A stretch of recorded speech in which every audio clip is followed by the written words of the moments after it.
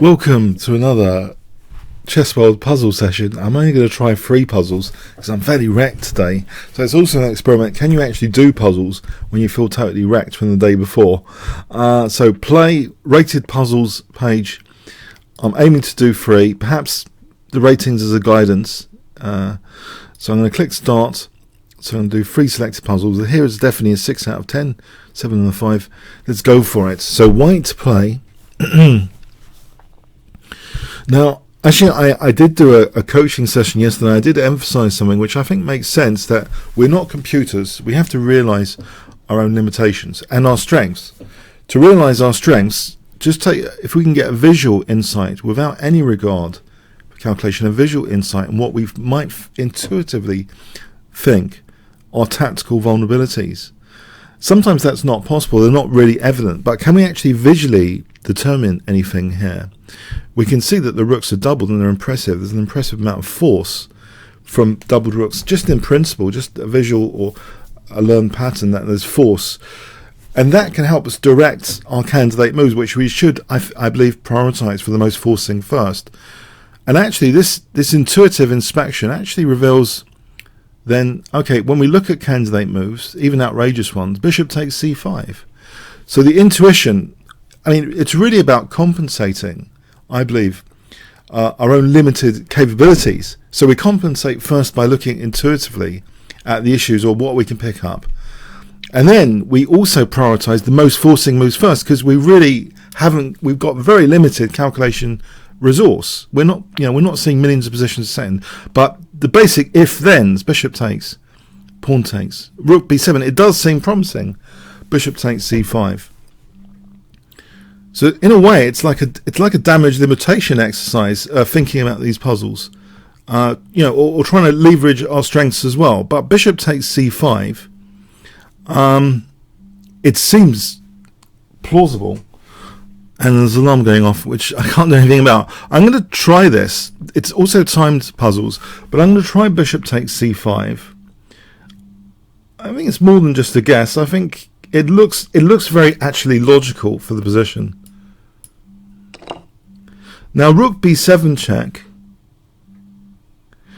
either taking the bishop, but also I think because of this pawn here intuitively, it's cutting out potential escape squares. So there might be more to it than just taking a bishop here.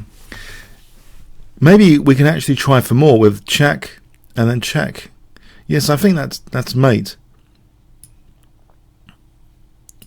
Yes, so we got that one.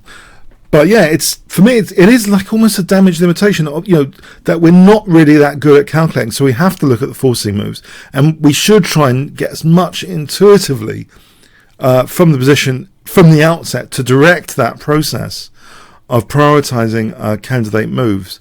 Now the master game here, it was a Lasker game. He was a great player tactically. Let's have a look also. One other aspect is how did he get such a good position? So that's another thing, just to see how they actually got into those positions. Just a quick glimpse. He had his opponent actually doesn't seem to be playing too strongly. Yeah, let Lasker kind of get a dominating position. The bishop pair, the dominating king in the centre is very impressive. Doubling the rooks. It's actually a very impressive game up until that point. Okay, let's go on to the next puzzle and try and use that same process. So it's white to play. What do we see intuitively, without regard for any moves, just from our visuals, from our perception of the position? What are the issues? The king looks kind of, and also there are basic sets of tactical vulnerabilities to look out for, like loose pieces, trappable pieces, bad king safety, and they're clues, but we should absorb, I believe we should absorb them. Now here it looks as though the king's kind of exposed, the bishop's nice and central. The rook at the moment doesn't seem to be having an impact. But here I think it is actually more of a case of looking at the forcing moves, because there's no clearly evident, I don't think it's about a loose piece or a trappable piece. It seems to be about the checks intuitively. Let's have a start looking at the checks. There's one here, there's one here. We can rule them out. Queen e5. It seems as though the queen and the rook are not doing... This looks actually very, very tricky. This is going to be a hard one, isn't it? It's going to be a very, very hard one, it seems, at this rate. But trying to combine this intuition, trying to feel something about the position, and then start prioritizing the forcing moves. Queen takes, it doesn't really reveal any tactical insight, even the outrageous ones. They don't seem to reveal a tactical insight. It seems as though the king is fairly safe. But, hang on, I have noticed something now. It might be worth taking this pawn. Because then queen h6 and queen takes g7, g6. So taking the pawn seems actually good. There's no immediate check from black. Well, knight b4 is also not dangerous because a rook can't swing in. So neither of these checks are dangerous. We might have time to nab this pawn because it would fundamentally activate that rook. There's another way of thinking about it, though. Maybe rook takes h7 isn't so crazy. Either it might have some benefit in that rook h5 check, king takes, check, queen g6. Although I'm wondering king h4 there. Maybe it's just queen takes h7. I think that's a good punt. Queen takes h7. And if we imagine, say, knight e5, then queen h6, king f6, rook f8, I think we'll pick up the rook. My best kind of guess at this moment is queen takes h7. And intuitively, it's undermined the pawn chain. The g6 pawn is looser. I think maybe the key thing to consider is rook takes e4 for queen takes e2. So rook takes e4, but then queen h6 check actually wins the queen on d2. That makes a more compelling case to decide between rook takes and queen takes. I think this is a very speculative idea here. I think queen takes offers queen g6 and queen h6. So I'm going to go for this now. Time's running out. Yeah, and I think the point is not to try and mate the king, but actually we can win the queen. I think if we win the queen, it seems pretty safe to win the queen. Yeah, okay, I think we got that then. And let's just have a quick check. How would this puzzle arise in a Spielman game? Okay. And he played the Vienna game. I played this quite a bit. So it's interesting, he played it with early queen e2. That's very nice. Very exciting way of playing, actually, the Vienna game. Opposite side castling. So, yeah, it's great how to see them, what openings they use and stuff if you get a chance. Just to put, how do you get these positions in the first place? So, yeah, it was enough just to chip away, it seems. The h7, that was his intention from the prior moves of the game, just to chip that h7 away. It's well worth doing it because it basically undermines g6 and gives access to not just g6 but h6. Okay, so we'll go on to the third puzzle now. Try and get, if it is possible to get an intuitive feel for it. Well, there's a nice battery here intuitively, and there's a nice aggressive knight here. Okay, so now if we prioritize forcing as rook d7, doesn't seem to do anything. But hang on, there's another forcing move which does seem to do something. It gives that d6 for the queen. Rook takes, king takes. Now if queen d6, there is queen c6 as defense, but this knight's so great, I'm wondering. Queen b8 check. Rook b7. Queen d8 check. Can this be true?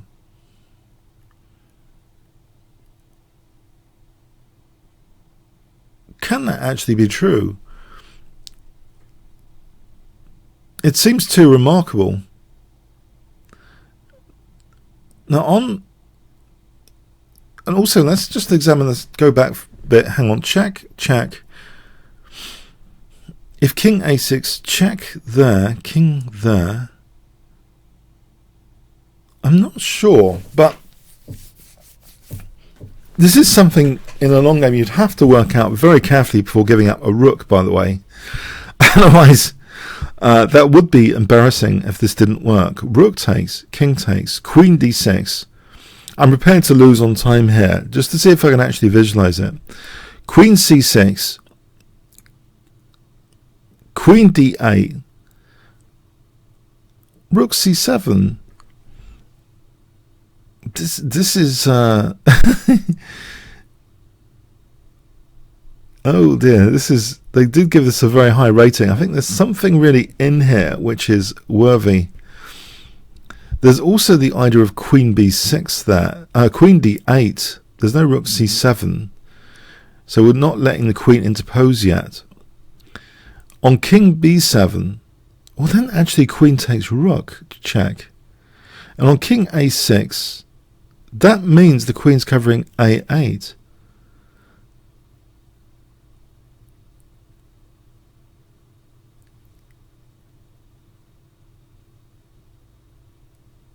And if we go check, rook b7, knight c7,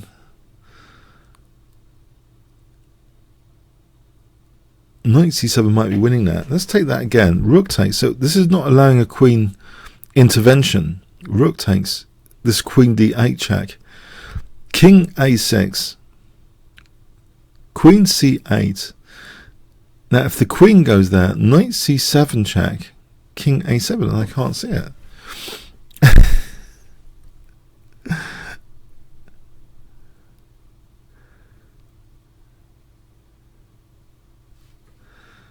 Whoa! King a6, that position.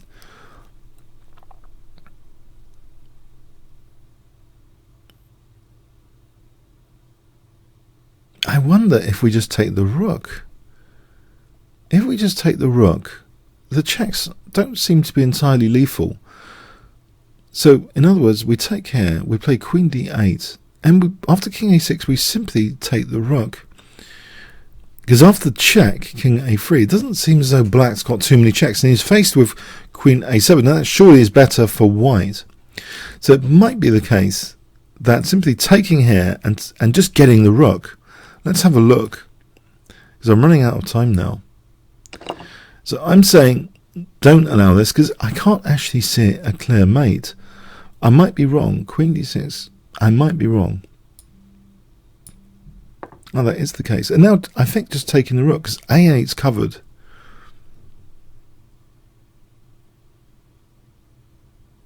c8 just allows queen b7. I'm not sure it can be mating after queen c8. So I think just taking the rook. It's not the right move. And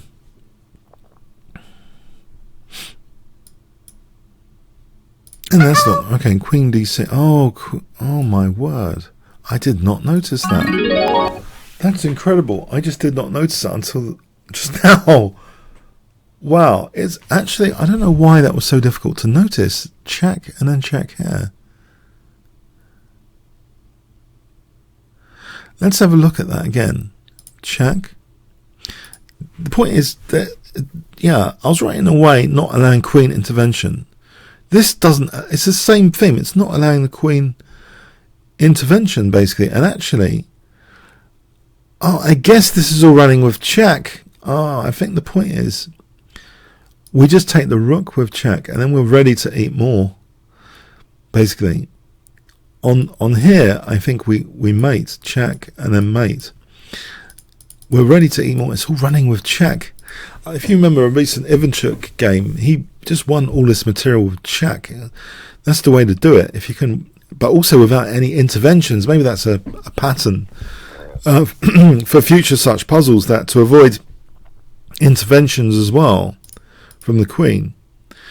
But yeah, it's all with check. Not just taking this, it's better to, that's a massive difference. If you've got a difference to be able to take a piece or take a piece with check, I think we have to weigh heavily, like in gold, compared to silver taking a piece. If we can take it with check, we can actually do that here because there's no intervention. It's very destructive.